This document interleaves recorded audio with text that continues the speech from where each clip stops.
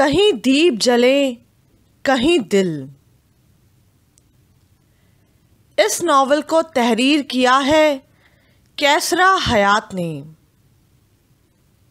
आज़र, ये मिस कोमल राणा हैं, हमारी क्लास में न्यू एडमिशन। यमुना ने आज़र का कोमल से तारुफ करवाया। हाय, आज़र ने कदरे रूखे लहजे में कहा। कोमल ने चौंक कर उसकी तरफ देखा और मुस्कुरा दी। अब चलें, आज़र ने मुंह बनाकर यमुना से कहा तो वो उसके साथ चल दी। टेबल पर इतनी ज़्यादा खाने की चीज़ें देखकर वो हैरान रह गई। इतनी ज़्यादा चीज़ें, क्या मैं ये सब खाऊंगी? यमुना ने हैरत से आंखें फैलाते हुए कहा। नहीं, मैं भी तुम्हारे साथ, आज़र ने मुस्कुराकर जवाब दिया। तो यमुना भी मुस्कुरा दी और आज़र के साथ बैठकर खाने लगी। फ्रेंच फ्राइज खाते हुए आज़र उसकी तरफ मायने खेज अंदाज में देख रहा था। ना जाने क्यों तुम अब मुझे बहुत अच्छी लगने लगी हो। दिल चाहता है कि तुम हर वक्त मेरे सामने रहो और मैं तुम्हें देखता रहूं। आज़र ने मोहब्बत भरे लहजे में सरगोशी करते हुए कहा। क्यों, क्या अब मेरा काला रंग तुम्हें दिखाई नहीं देता? यमुना ने मुस्कुराकर तंजिया अंदाज में पूछा। कम ऑन यार, don't remind me, please forget everything, Azar ने शर्मिंदगी से कहा। मैं तो यूं ही बात कर रही थी, यमुना ने सैंडविच खाते हुए जवाब दिया। सच बताऊं, अब मुझे ना तुम स्किनी लगती हो और ना ही ब्लैक, आज़र ने मुस्कुराकर जवाब दिया। क्यों? यमुना ने मुस्कुराकर सवाल किया। शायद मेरी आंखों को अब तुम सिर्फ अच्छी लगने लगी हो, जैसे मजनू को लैला कभी काली दिखाई नहीं देती थी, आज़र ने मुस्कुराकर कहा। वो दोनों तो एक दूसरे से मोहब्बत करते थे, यमुना ने मायने खेज अंदाज में कहा। क्या तुम्हें मेरी आंखों में अपने लिए कुछ दिखाई नहीं देता? आज़र ने कोल्ड ड्रिंक का सिप लेते हुए पूछा। नहीं, कुछ खास दिखाई नहीं दे रहा, यमुना ने जानबूझकर उसकी आंखों को बगौर देखते हुए अनजान बनने की एक्टिंग की। इसका मतलब है मुझे तुम्हें किसी आई सर्जन के पास लेकर जाना चाहिए जो तुम्हारी आंखों का इलाज करे और तुम्हें सामने बैठे हुए शख्स की आंखों में साफ साफ सब कुछ दिखाई देने लगे, आज़र ने मुस्कुराकर कहा। मेरा ख्याल है अब हमें चलना चाहिए, क्लास का टाइम हो रहा है, यमुना ने अपनी रिस्ट वॉच देखते हुए कहा और बैग कंधे पर डालकर खड़ी हो गई। ओ यार, मैथ्स की इस क्लास से मेरी जान निकलती है, मुझे ये बहुत मुश्किल सब्जेक्ट लगता है, आज़र ने नागवारी से कहा। क्या मतलब, तुम क्लास में नहीं जाओगे? यमुना ने पूछा। नहीं, मेरा मूड नहीं, उसने मुंह बनाया। क्या तुम क्लास बंक करोगे? इट्स वेरी बैड, चलो उठो, आइंदा कभी क्लास बंक करने का सोचना भी नहीं, वरना, यमुना ने मायने खेज अंदाज में उसे देखते हुए कहा। वरना क्या? फिर मैं तुमसे कभी बात नहीं, उसने जानबूझकर जुमला अधूरा छोड़ा। नहीं नहीं, तुम ऐसा कुछ मत करना, मैं क्लास में जा रहा हूँ, आज़र जल्दी से उठते हुए बोला तो यमुना खिलखिलाकर हंसने लगी और उसके सफ़ेद दांत काले चेहरे पर अजीब तरह से नुमाया होने लगे। उसकी आंखों में पहला स्याह काजल आंखें नम होने से इर्द गिर्द फैलने लगा। आज़र उसकी तरफ देखता रह गया और वो दोनों मुस्कुराते हुए कैफेटेरिया से बाहर चले गए। जमाल अहमद फैक्ट्री में बहुत ज़्यादा मसरूफ़ थे। उन्होंने एक बहुत बड़ी शिपमेंट जर्मनी भेजनी थी। वो दिन रात माल तैयार करवाने की फ़िक्र में थे, ना उन्हें खाने का होश था और ना पीने का। यमुना की भी कई रोज़ से बाप से मुलाकात नहीं हुई थी। ऑर्डर तैयार करवा कर वो रात के 3 बजे घर आए तो बहुत ज़्यादा थके हुए थे। यमुना गहरी नींद सो रही थी। वो बार बार एक ख्वाब देखकर बड़बड़ा रही थी। फिर वो एकदम हड़बड़ा कर उठ बैठी। उसका चेहरा पसीने से तर हो रहा था। वो भागती हुई बाप के कमरे में गई। वो अभी चेंज करके वॉशरूम से बाहर निकले थे एमन गहरी नींद सो रही थी। यमुना घबराकर जमाल अहमद के साथ लगकर बोली, डैडी डैडी। यमुना ने घबरा कर कहा, हाँ हाँ बोलो बेटा, क्या बात है। जमाल अहमद ने भी घबरा कर पूछा, डैडी आप ये शिपमेंट मत भेजें, मैंने बहुत बुरा ख्वाब देखा है। यमुना ने घबरा कर कहा, क्या मतलब, ये क्या कह रही हो? मैं कई माह से इस प्रोजेक्ट पर काम कर रहा हूँ। करोड़ों का प्रोजेक्ट कैसे मैं खुद अपने हाथों से बर्बाद कर दूँ? जमाल अहमद ने परेशानी से कहा, डैडी क्या आपके कस्टमर का नाम एस से शुरू होता है? यमुना ने पूछा, नहीं एम से, वो मैक्सन आर्नल्ड है। जमाल अहमद ने जवाब दिया, नहीं डैडी आप इन्वेस्टिगेट करवाएं, उसका नाम एस से शुरू होता है और वो आदमी ठीक नहीं, वो आपको बहुत नुकसान पहुंचा सकता है। प्लीज़ आप ये शिपमेंट मत भेजें। यमुना ने फिक्रमंदी से कहा तो जमाल साहब गहरी सोच में पड़ गए।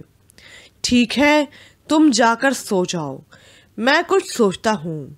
उन्होंने यमुना को तसल्ली देते हुए उसके कमरे में भेज दिया, मगर खुद परेशान होकर कमरे में टहलने लगे। रचना अपने कमरे में बेड पर बैठी लैपटॉप के साथ बिजी थी। स्काइप पर नजमा ऑनलाइन थी और बहुत परेशान दिखाई दे रही थी। जी मम्मा कैसी हैं आप? रचना स्काइप पर माँ से बात कर रही थी। बेटी की आवाज़ सुनकर नजमा बुरी तरह सिसकने लगी। मम्मा क्या हुआ, आप क्यों रो रही हैं? रचना ने घबरा कर पूछा। तौकीर बहुत बीमार रहा है, अस्पताल में एडमिट था। नजमा ने सिसकी भर कर कहा। कब? कुछ रोज़ पहले तो मेरी उनसे बात हुई थी, वो तो बहुत खुश थे। उन्हें क्या हुआ है? रचना ने घबरा कर पूछा। Heart attack. नजमा रोते हुए बोली। क्या heart attack? Oh no. Rachna ने बुरी तरह घबरा कर कहा। उसने हमें नहीं बताया था, मैं जब भी फ़ोन करती थी उसका मोबाइल ऑफ मिल रहा था। तुम्हारे डैडी ने ऑस्ट्रेलिया में अपने एक दोस्त को उसका एड्रेस दिया तो उन्होंने ये सब बताया। नजमा ने हिचकी भरते हुए कहा। अब तौकीर भाई कैसे हैं और कहाँ हैं? रचना ने परेशानी से पूछा। अपने फ्लैट में है, मगर ज़्यादा बात नहीं कर रहा। माँ ने रंजीदा होकर कहा तो रचना की आंखें भी डबडबा गईं। ना जाने तौकीर भाई ने अपने दिल को क्या रोग लगा लिया है। रचना तकरीबन रोते हुए बोली। रोग तो उस लड़की ने उसे लगाया है। नजमा ने दिल सोज अंदाज में कहा। अगर मेरे तौकीर को कुछ हो गया तो मैं उसे जिंदा नहीं छोड़ूंगी। उन्होंने कदरे जज्बाती होकर कहा। मम्मा आप क्या कर सकेंगी, बस आप तौकीर भाई की सेहत के लिए दुआ करें। उसने माँ को तसल्ली दी। मैं तौकीर के पास ऑस्ट्रेलिया जा रही हूँ। नजमा ने अपना प्रोग्राम बताया। क्यों? रचना ने एकदम चौंक कर पूछा। मैं उसे देखे बगैर नहीं रह सकती, ना जाने मेरा बेटा किस हाल में होगा। वो सख्त परेशान थी। मम्मा आप जाकर किसी न किसी तरह उन्हें शादी पर राज़ी कर लें। कम से कम उनकी देखभाल के लिए तो बीवी पास होगी ना। रचना ने माँ को समझाया। हाँ कुछ करती हूँ, तुम भाई के लिए बहुत दुआ करना। बहनों की दुआएं भाइयों को ज़रूर लगती हैं। मम्मा आप परेशान ना हो, भाई बिल्कुल ठीक हो जाएंगे। मेरा रुआ रुआ उनके लिए दुआ गो रहता है। रचना ने गिलोगीर होकर माँ को तसल्ली दी। खदीजा बेगम जब से घर आई थी किसी फिक्र में उलझी हुई थी। अब भी वो किसी सोच में थी कि रिदा उनके कमरे में फलों की टोकरी लेकर आई और उनके पास बैठकर फल काटने लगी। ना जाने अब क्या होना है। खदीजा बेगम उसे देखकर मायूसी से कहने लगी, ये आप इतनी मायूसी की बातें क्यों कर रही हैं? अगर आपने ऐसी बातें की तो मैं आपसे नाराज़ हो जाऊंगी। रिदा ने मुंह बनाकर कहा, अच्छा नहीं करती, चलो तुम एक काम तो करो। बेटा, ये अलमारी खोलो और इसकी दराज में घर की सारी चाबियां हैं, वो मेरे पास ले आओ। खदीजा ने ज़बरदस्ती मुस्कुराते हुए कहा। क्यों मम्मा? रिदा ने हैरत से पूछा। मैं सोच रही हूँ कि मेरी तबीयत अब ठीक नहीं रहती तो मैं घर का सारा इंतज़ाम और जिम्मेदारी शमीला को सौंप दूँ। शमीला जो किसी काम का पूछने उनके कमरे में आ रही थी, अपना नाम सुनकर वहीं दरवाजे पर रुक गई। मगर क्यों मम्मा? रिदा ने चौंक कर पूछा। वो इस घर की बड़ी बहू है और उसका ये हक बनता है कि मैं सब कुछ उसके हवाले कर दूं। खदीजा बड़े संजीदा लहजे में बोली तो ये सुनकर शमीला की आंखें खुशी से चमकने लगीं। और कल को हातिम भाई और आसिम भाई की बीवियां आ गईं तो फिर आप क्या करेंगी? क्या तब भी सारा इख्तियार शमीला भाभी के हाथ में रहेगा? रिदा ने हैरत से पूछा तो बाहर शमीला के चेहरे पर खफगी के तासुरात नुमाया होने लगे। उन दोनों के लिए मैं पहले अलहदा घर बनवाऊंगी, फिर शादियां करूंगी। हर कोई अपने घर की मालकिन होगी। खदीजा ने मुस्कुराते हुए कहा तो वो खामोश हो गई। शमीला मुस्कुराती हुई वहां से चली गई। रिदा ने चाबियां निकालकर माँ को दे दी। शमीला अपने कमरे में मुस्कुराती हुई आई और दरवाज़ा बंद करके खुशी से बाजू फैलाकर कमरे में घूमने लगी। अब सब कुछ मेरा होगा, मैं ही इस घर की मालकिन होंगी, मैं जो चाहूँगी वही होगा। हाँ, सब कुछ मेरा होगा, सिर्फ मेरा।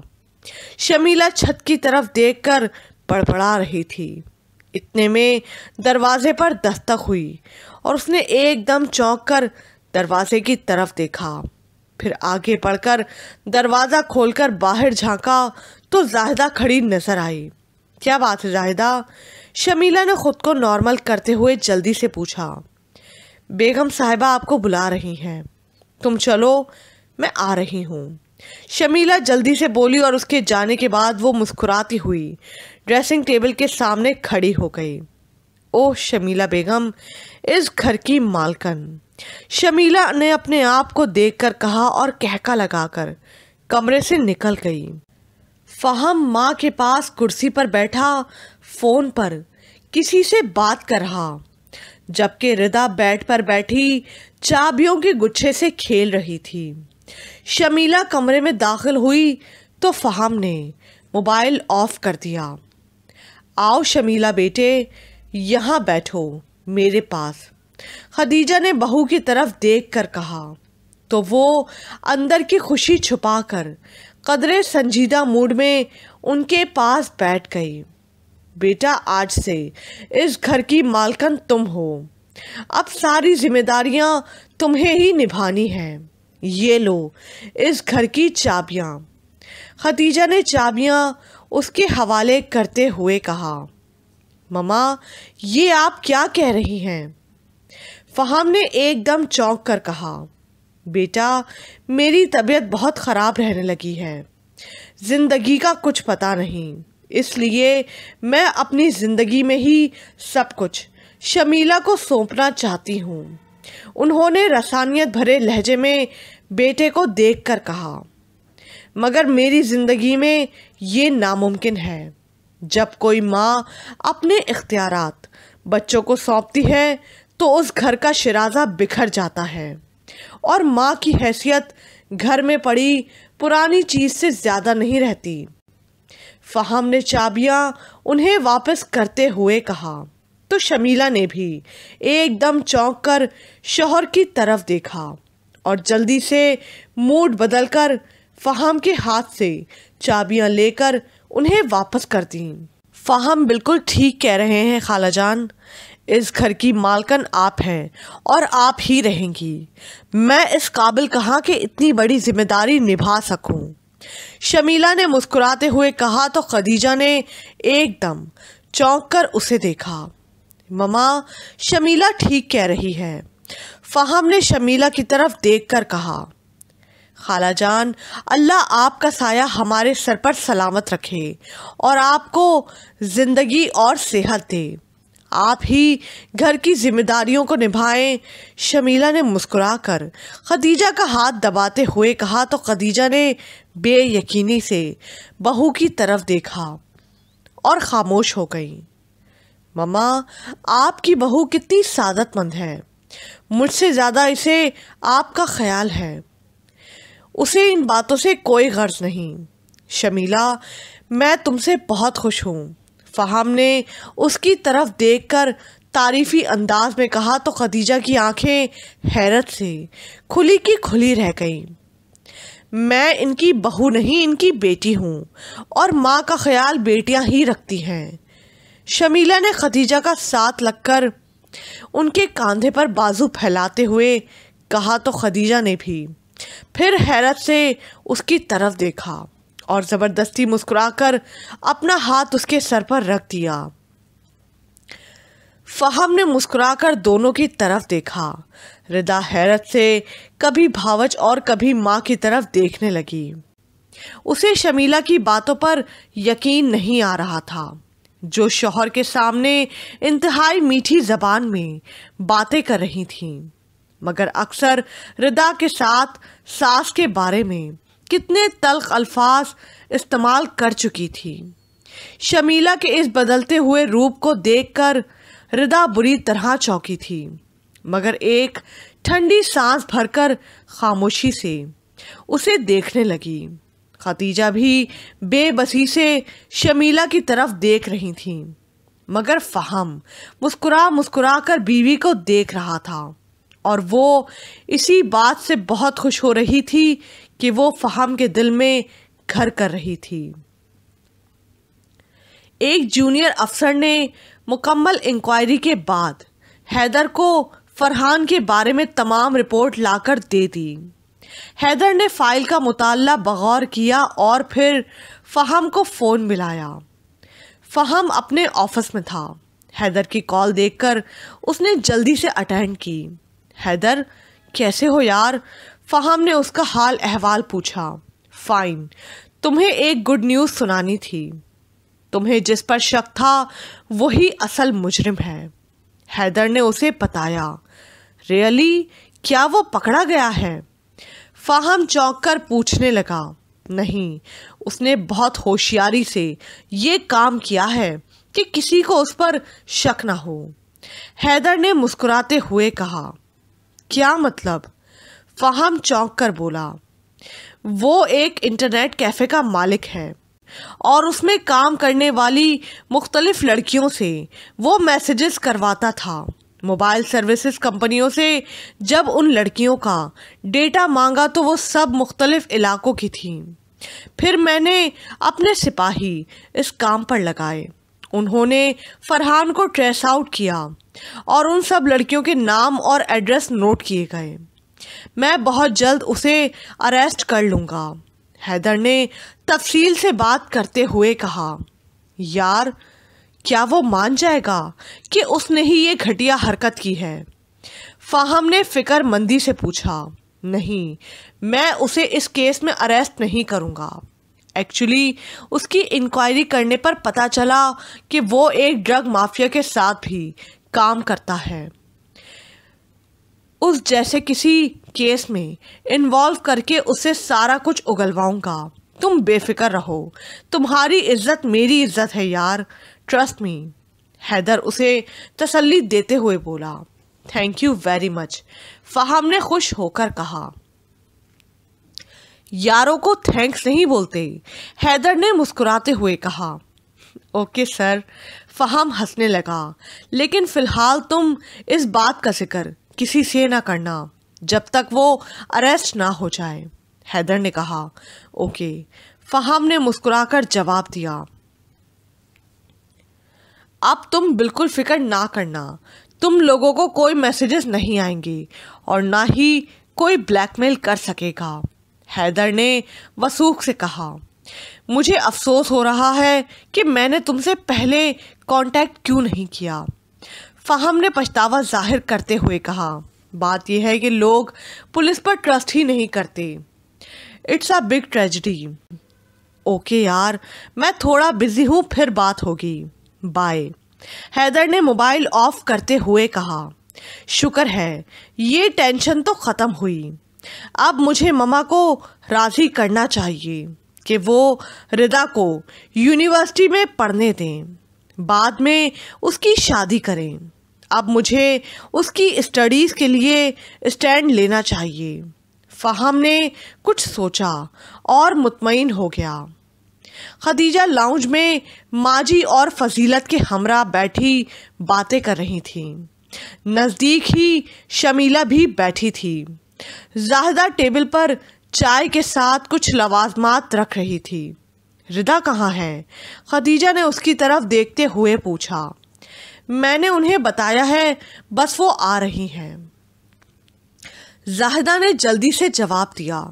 उसी लम्हे रिदा वहां आ गई और नज़दीक जाकर माजी से मिली। माजी ने इंतहाई मोहब्बत से उसका सर, चेहरा और हाथों को चूमकर सोफे पर बिठाया। माजी के चेहरे पर इंतहाई खुशी के तासुरात थे। वो बार बार रिदा को अपने साथ लगा रही थी। शमीला ज़बरदस्ती मुस्कुराकर मगर अंदर से हसरत भरी निगाहों से माजी और रिदा की तरफ देख रही थी। फजीलत भी रिदा को प्यार कर रही थी। बहन, आपकी तबीयत भी ठीक नहीं रहती और मेरी भी, इसलिए मैं चाहती हूँ कि जल्द अज जल्द रिदा को बहू बनाकर अपने घर ले जाऊँ। मैं आज शादी की तारीख लेने आई हूँ। ले जाऊँ? माँ जी ने मुस्कुराते हुए खदीजा बेगम की तरफ देखकर कहा तो रिदा शर्माकर वहाँ से चली गई। लेकिन माँ जी ने कहा, प्लीज़ हमें इस बात से ना रोकें। खदीजा ने एकदम बात काटते हुए कहा, ठीक है, जैसे आपकी मर्ज़ी, लेकिन अब डेट मेरी मर्ज़ी की होगी। इस माह की 25 कैसी रहेगी? माँ जी ने मुस्कुराते हुए कहा, ठीक है, जैसे आपकी मर्ज़ी। फहम ने कुछ सोचते हुए कहा, सबको मुबारक हो। माँ जी मुस्कुराते हुए बोली तो सब मुस्कुराने लगे।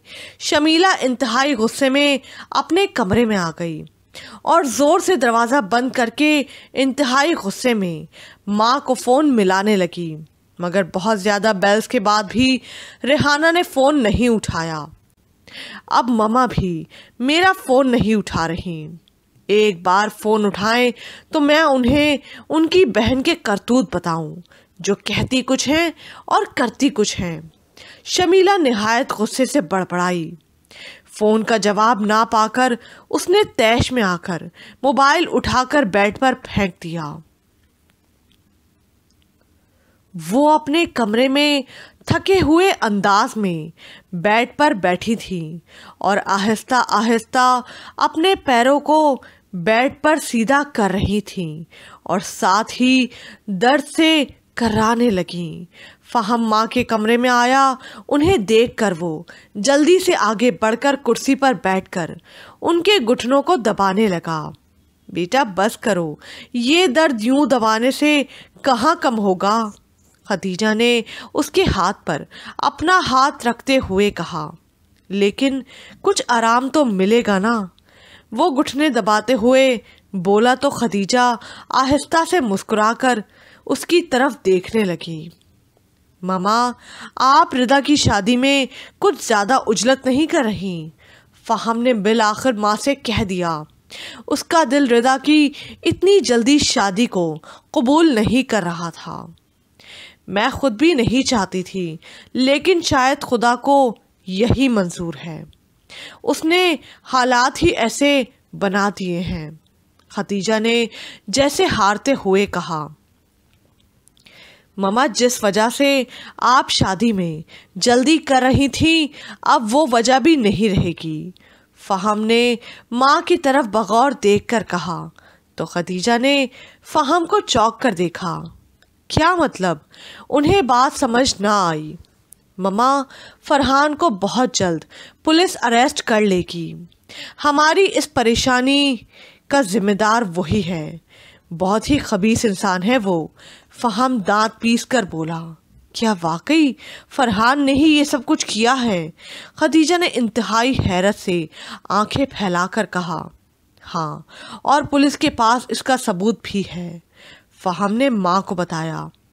यकीन नहीं आ रहा कि अपने ही रिश्तेदार इतनी गिरी हुई हरकत भी कर सकते हैं। मेरी मासूम बच्ची के किरदार पर हमला करते हुए उसे ज़रा भी तो शर्म ना आई। खदीजा अपने सर पर हाथ रखकर परेशानी से बोली।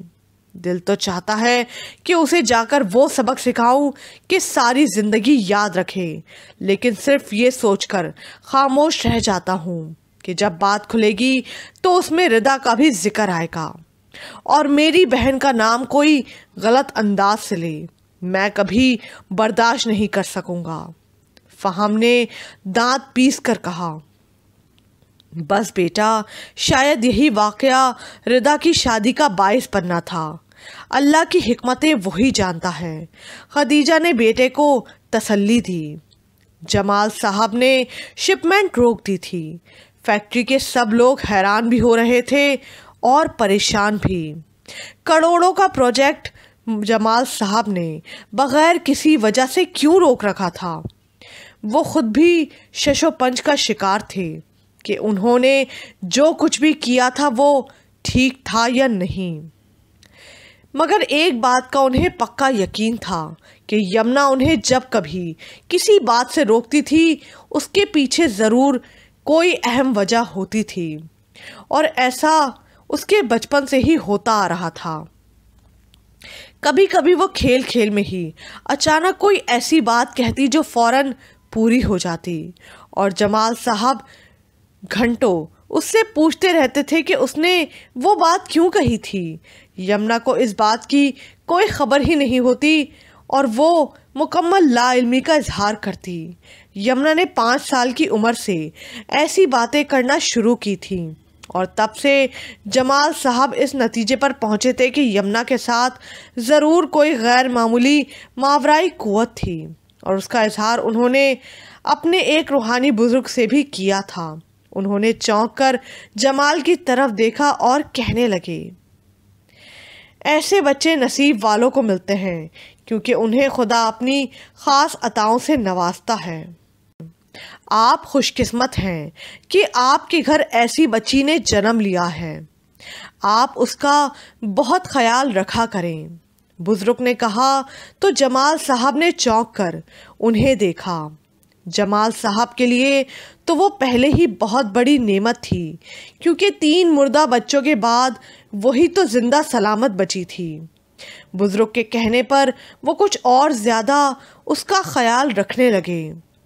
उसका कहा कभी नहीं टालते थे। वैसे बेजा ज़िद वो भी नहीं करती थी। उसके अंदर बचपन से ही क़नात पसंदी और दूसरों के लिए बहुत ज़्यादा हमदर्दी थी। अक्सर अपनी कीमती चीज़ें मुलाजमों को दे देती थी, जिस पर एमन बेगम अक्सर उससे नाराज़ भी होती थी।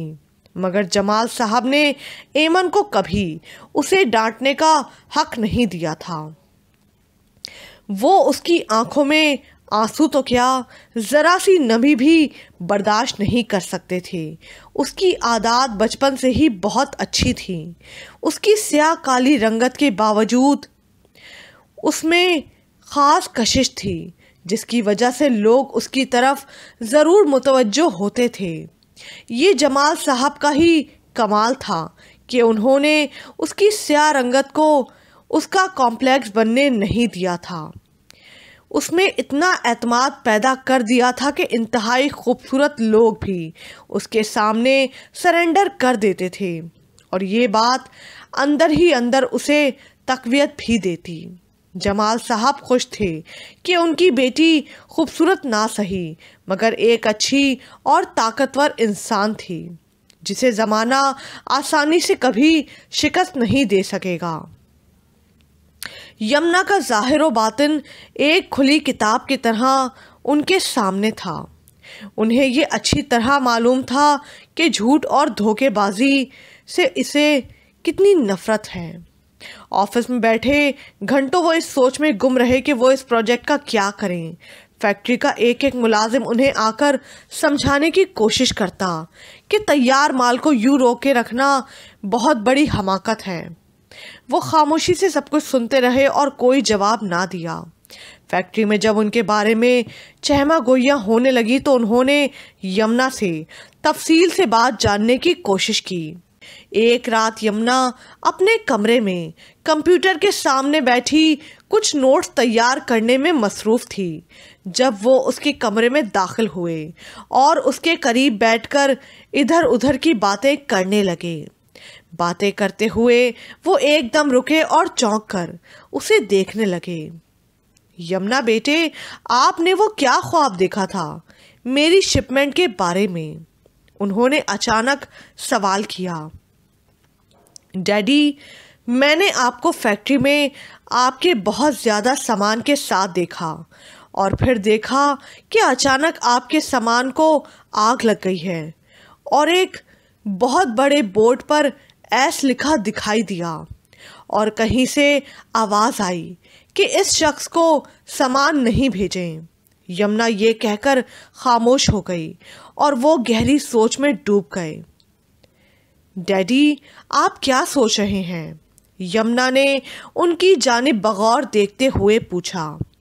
उस शख्स के बारे में जो हमारा कस्टमर है। मैं उसके बारे में पहले ही कुछ मशकूक था क्योंकि वो जिन टर्म्स और कंडीशन पर हमारे साथ बिजनेस कर रहा था वो बहुत अनयूजुअल थी, मगर उसका नाम बहुत कंफ्यूज कर रहा था क्योंकि एस नाम का कोई भी कस्टमर फ़िलहाल हमारी बिजनेस लिस्ट में नहीं। जमाल साहब कदरे तशवीश से बोले। डैडी, आप किसी से उस शख्स के बारे में इन्वेस्टिगेशन क्यों नहीं करवाते? यमुना ने राय दी। किससे करवाऊं? कुछ समझ में नहीं आ रहा। वो बोले, ये कौन सा मुश्किल काम है? किसी जर्मन डिटेक्टिव से कांटेक्ट करें, आपको फ़ौरन सारी इन्फॉर्मेशन मिल जाएगी। यमुना ने कहा तो उन्होंने चौंक कर उसकी तरफ देखा। Yes, you are right. तुम्हारा ये पॉइंट मुझे क्लिक कर रहा है। मैं आज ही किसी से कांटेक्ट करता हूँ। वो मुस्कुराकर यूं बोले जैसे उनके सर से कोई भारी बोझ उतर गया हो। नेट पर आपको बहुत से डिटेक्टिव्स मिल जाएंगे। अगर आप चाहें तो मैं आपकी मदद कर सकती हूँ। यमुना ने मुस्कुरा कर कहा। No thanks dear, I don't want to disturb you more. उन्होंने मुस्कुराकर कहा और कमरे से बाहर चले गए और यमुना अपने काम में मसरूफ़ हो गई। कोमल राणा जब से क्लास में आई थीं, क्लास की फ़िज़ा काफ़ी खुशगवार हो गई थी। वो लड़के लड़कियों सबके साथ छेड़छाड़ और मजाक करने से बाज नहीं आती थी। उसके मजाक हमेशा बरजस्ता और हंसा देने वाले होते थे, जिन पर सब अक्सर खिलखिलाकर हंसते और कोई उसकी बातों को माइंड भी नहीं करता। हमना और यमुना के साथ उसकी दोस्ती रोज़ बरोज़ गहरी होती जा रही थी और लड़कों में सबसे ज़्यादा वो आज़र से मुतासिर थी। आज़र उसे कदरे मगरूर लगता, जो यमुना के अलावा कम ही किसी लड़की को लिफ्ट कराता था। वो जितना खूबसूरत था, यमुना उसके बिल्कुल बरक्स थी। दोनों में दोस्ती थी या मोहब्बत, उसे कुछ समझ में नहीं आ रहा था। वो अक्सर यमुना से मजाक में पूछती तो वो हंसकर टाल देती। यार यमुना, ये रॉकेट तुम्हारे इर्द गिर्द बहुत मंडलाता रहता है। अकीदत में तुम्हारा तवाफ करता है या फिर मोहब्बत में कोई चक्करबाजियां लगाता है? कोमल ने कदरे शोख लहजे में पूछा। कम ऑन यार, तुम कैसी बातें कर रही हो? हम सब फ्रेंड्स हैं और कुछ नहीं। यमुना ने मुंह बनाकर उसे टालने के अंदाज में कहा। अगर ये बात है तो ठीक है, मैं रॉकेट से खुद ही पूछ लेती हूँ। आज तो रॉकेट वैसे भी फटने के मूड में आया है। कोमल ने हंसकर आज़र की तरफ देखते हुए कहा, जो रेड कलर की शर्ट पहने, बालों का खास स्टाइल बनाए और ग्लासेस लगाए क्लासरूम में दाखिल हुआ था। कोमल हमेशा मजाक में आज़र को रॉकेट कहकर बुलाती थी और अक्सर आज़र के सामने भी वो ऐसा कहती तो उसे कुछ समझ में न आता, मगर बाकी सब हंसते रहते। क्लास शुरू होने में अभी कुछ देर बाकी थी। आज़र मुस्कुराता हुआ उनके पास आया। हेलो गाइस, आज़र ने मुस्कुरा कर कहा। आज़र, यार बहुत अजीब सी प्रॉब्लम में हम फंस गए हैं। कोमल ने आंखें घुमाकर मायने खेज अंदाज में उससे पूछा। कैसी प्रॉब्लम? उसने हैरत से सवाल किया। कोई किसी की तरफ जब गहरी नज़रों से देखता है तो उसके पीछे क्या बात होती है, मोहब्बत या दोस्ती? कोमल ने मुस्कुराकर पूछा। एक नज़र देखा जाए तो दोस्ती, बार बार देखा जाए तो मोहब्बत, आज़र ने कहा। सबने मुस्कुराकर यमुना की तरफ देखा। आज़र उसी की तरफ मुसलसल देख रहा था। यमुना एकदम झेंप गई और पहली बार सबने उसे कंफ्यूज होते देखा।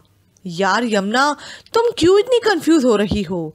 यूं लग रहा है जैसे कोई रॉकेट सीधा तुम्हें लगा हो। कोमल ने हंसते हुए कहा तो आज़र चौंक कर उसकी तरफ देखने लगा। ये अचानक रॉकेट कहाँ से आ गया? उसने हैरत से पूछा। रॉकेट कहीं से भी आ सकता है, कोमल ने कहका लगाकर कहा तो वो हैरत से इधर उधर देखने लगा। अचानक प्रोफेसर शब्बीर हुसैन क्लासरूम में दाखिल हुए तो सब लोग अपनी चेयर पर बैठ गए, मगर कोमल बार बार यमुना की तरफ देखकर मायने खेज अंदाज में मुस्कुराती रही। उसे मुस्कुराता देखकर यमुना के चेहरे पर भी मुस्कुराहट फैल गई। जमाल साहब अपने ऑफिस में बैठे किसी से फ़ोन पर बात कर रहे थे और उनके चेहरे के तासुरात मुसलसल बदल रहे थे। बात ख़त्म करके उन्होंने अपने चेहरे पर हाथ फेरा और गहरी सांस लेते हुए दोनों हाथ जोड़कर दिल ही दिल में अल्लाह का शुक्र अदा करने लगे।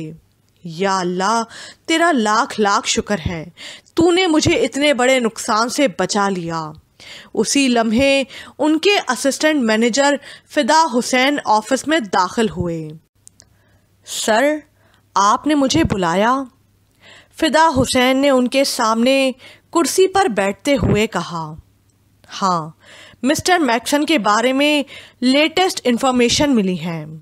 वो ये कि वो हमारे एक रिवेल्ड रकीब जॉन स्मिथ के बिहाफ पर हमसे ये शिपमेंट मंगवा रहा था और मिस्टर स्मिथ के साथ हमारे बिजनेस टर्म्स माजी में कैसे रहे हैं ये आप अच्छी तरह जानते हैं। उस शख्स ने हमें पहले भी नुकसान पहुंचाने की कोशिश की थी मगर कामयाब नहीं हो सका था और अब मैक्सन के ज़रिए उसने जिस कंसाइनमेंट के सिलसिले में डील करने की कोशिश की थी, अगर वो इसमें कामयाब हो जाता तो यकीन मानो हमें इतना भारी नुकसान होता कि शायद ये फैक्ट्री ही बंद करनी पड़ जाती। जमाल साहब ने हाथ का इशारा करते हुए ऑफिस के दरो दीवार की तरफ देखकर कहा। सर, आप अल्लाह का करोड़ दफ़ा शुक्र अदा करें कि उसने आपको इतने बड़े नुकसान से बचा लिया है। मैनेजर ने खुश होकर कहा। हाँ, मैं अल्लाह का बहुत शुक्रगुजार हूँ, उसने मुझ पर बहुत करम किया है, जमाल साहब ने मुतशक्किराना लहजे में कहा। और ये भी सिर्फ आपकी नेक नियति और गरीबों से रहम दिली की वजह से है कि वो आपको आने वाले ख़तरात से पहले ही आगाह कर देता है। वो बहुत मेहरबान है जो अपने बंदों की हर मौके पर मदद करता है। मैनेजर फ़िदा हुसैन ने कहा। हाँ, ये उसकी करम नवाजी है कि उसने अपनी बड़ी नेमत से मुझे नवाजा है। उनकी आंखों के सामने यमुना का चेहरा घूमने लगा। सर, आपको इसकी बहुत मुबारक हो। अब मैं जाऊं? फिदा हुसैन ने जाने की इजाज़त तलब करते हुए कहा। हाँ, और मिस्टर मैक्सन को ईमेल सेंड कर दें कि अब हम उनके साथ कोई बिजनेस डील नहीं करेंगे। जमाल साहब ने गहरी सांस लेते हुए ठोस लहजे में कहा। Right sir. वो कहकर ऑफिस से बाहर चला गया और जमाल साहब के चेहरे पर मुस्कुराहट फैलने लगी। उन्होंने फौरन यमुना का नंबर मिलाया। वो कार ड्राइव कर रही थी और उसके साथ आज़र था। हेलो यमुना बेटे, तुम कहाँ हो? तुम्हें एक गुड न्यूज़ सुनानी है। मिस्टर मैक्सन के बारे में इंफॉर्मेशन मिली है और तुम्हारा ख्वाब बिल्कुल सच निकला, जमाल साहब ने खुश होकर बताया। Oh really daddy? वो हैरत से चिल्लाते हुए बोली। Yes my dear, and thanks a lot. मैं बहुत बड़े नुकसान से बच गया, उन्होंने खुश होकर कहा। You must be thankful to God, Yamuna ने मुस्कुरा कर कहा। यस ऑफ कोर्स बेटा, वो मुस्कुरा कर बोले और यमुना भी मुस्कुराने लगी और खुदा हाफिज कहकर उसने मोबाइल ऑफ कर दिया। आज़र उनकी बातें गौर से सुन रहा था। क्या तुम अपने डैड से बहुत अटैच्ड हो? आज़र ने पूछा। हाँ। क्या तुम अपने डैड से नहीं? यमुना ने हैरत से पूछा। Very formal. मेरे मामा पापा दोनों ही अपनी अपनी दुनिया में बिजी रहते हैं। मेरे लिए उनके पास बहुत थोड़ा टाइम होता है और जो टाइम हम इकट्ठे स्पेंड करते हैं वो ज़्यादातर एक दूसरे को क्रिटिसाइज करने में ही गुजर जाता है। I am sick of them and never like to be with them, Azar ने नागवारी से कहा। ये कितना अजीब रिलेशनशिप है कि तुम अपने पेरेंट्स के बारे में ऐसी बातें कर रहे हो, यमुना ने हैरत से कहा। तुम्हारे और मेरे पेरेंट्स में बहुत फ़र्क है, आज़र ने अजीब अंदाज में कहा। कैसा फ़र्क? यमुना ने हैरत से पूछा। बहुत सी बातों का, और मैं अभी उन्हें डिस्कस नहीं करना चाहता, वो नागवारी से बोला। ओके, अपना मूड ऑफ मत करो, यमुना ने कहा तो आज़र ज़बरदस्ती मुस्कुराकर उसकी तरफ देखने लगा। अब बताओ कहाँ जाने का मूड है? यमुना ने पूछा। मुझे मेरे फ्लैट ड्रॉप कर दो, वो बेजारी से बोला। एक बात बताओ, क्या तुम शुरू से ही फ्लैट में रहते हो? आई मीन अपने पेरेंट्स के साथ नहीं? यमुना ने हैरत से पूछा। नहीं, डिफेंस में हमारा घर है, मगर मामा पापा आजकल अमेरिका गए हुए हैं तो गांव से ग्रैंडपा को मेरे पास छोड़ गए और वो इतने सख्त इंसान हैं, हर बात में मुझसे उलझने लगे थे। मैं उन्हें वहीं छोड़कर फ्लैट में शिफ्ट हो गया।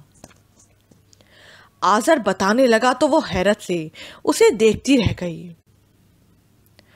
इट्स अमेजिंग, ग्रैंडपा की वजह से तुमने घर छोड़ दिया? यमुना ने शदीद हैरत का इजहार किया। हाँ, मैं अपनी लाइफ में किसी की भी इंटरफेरेंस बर्दाश्त नहीं कर सकता, चाहे वो तुम्हारी वाइफ ही क्यों ना हो, यमुना ने मुस्कुराकर पूछा। यस ऑफ कोर्स, उसने कतियत से जवाब दिया। फिर तो तुम भी बहुत रिजिड हस्बैंड होगे, यमुना ने टर्न लेते हुए कहा। हाँ, मगर मैं बदल भी सकता हूँ अगर उसमें इतनी पोटेंशियल हुई तो। वो उसकी तरफ मायनेखेज अंदाज में देखते हुए बोला। क्या मतलब? उसने जानबूझकर पूछा। अब तुम्हारी वजह से मैं कॉलेज में भी तो चेंज हो गया हूँ ना, अगर वो भी तुम जैसी हुई तो पॉसिबल है, आज़र ने मुस्कुराकर कहा तो यमुना भी मुस्कुराने लगी। Yamuna, you are very nice person, तुम में बहुत ज़्यादा गट्स हैं, आज़र ने कहा। रियली? मुझे तो पता ही नहीं था, यमुना ने हंसते हुए जवाब दिया। मजाक नहीं कर रहा, इट्स ट्रू, बिल्कुल सच कह रहा हूँ, आज़र ने उसे यकीन दिलाते हुए कहा। ओके, अगर तुम कहते हो तो मान लेती हूँ, उसने हंसते हुए जवाब दिया। तुम मेरा घर देखना चाहोगी? कहाँ, डिफेंस में? यमुना ने पूछा। हाँ, अगर तुम चाहो तो, आज़र ने कहा। ओके, यमुना ने ड्राइव करते हुए अपनी रिस्ट वॉच देखकर कहा। बाय द वे, तुम मुझे अपना घर क्यों दिखाना चाहते हो? यमुना ने हैरत से पूछा। बस यूं ही दिल चाह रहा है, उसने मुस्कुराते हुए जवाब दिया। वो उसे रास्ता बताने लगा और वो उन रास्तों पर गाड़ी चलाते हुए एक बहुत आलीशान और खूबसूरत कोठी के सामने आ रुकी। क्या ये तुम्हारा घर है? यमुना ने हैरत से पूछा। हाँ, तुम नीचे उतरो, मैं तुम्हें लिए चलता हूँ, आज़र ने कहा तो यमुना गाड़ी से निकलकर उसके हमरा घर के अंदर दाखिल हुई। एक मोटा सा बड़ी बड़ी मूंछों वाला चौकीदार गेट पर बैठा था। उसने जल्दी से आज़र को सलाम किया, मगर आज़र ने उसके सलाम का कोई जवाब नहीं दिया। दादा अब्बा कहाँ हैं? आज़र ने चौकीदार से पूछा। वो तो गांव चले गए, चौकीदार ने जवाब दिया। कब? पिछले हफ्ते गांव में कोई बीमार हो गया था, फ़ोन आया तो फौरन चले गए, शायद वापस आ जाएं और शायद ना आएं। चौकीदार बहुत सी बातें करने के मूड में था, मगर आज़र उसकी बातों को नज़रअंदाज करते हुए यमुना के हमरा पोर्च की तरफ जाने लगा। पोर्च के दोनों एतराफ़ में इंतहाई वसी सरसब्ज़ो शादाब खूबसूरत लॉन था। कोठी के अंदरूनी और बैरूनी आराइश काबिल दीद थी। मार्बल टाइल्स और इंतहाई खूबसूरत वुड वर्क से ही मकीन की इमारत का पता चल रहा था। यमुना का अपना घर भी बहुत खूबसूरत था और 2 कनाल पर मुहित पुरआसाइश घर डिफेंस में था, मगर उसके डैडी पैसे के ज़िया को नापसंद करते थे।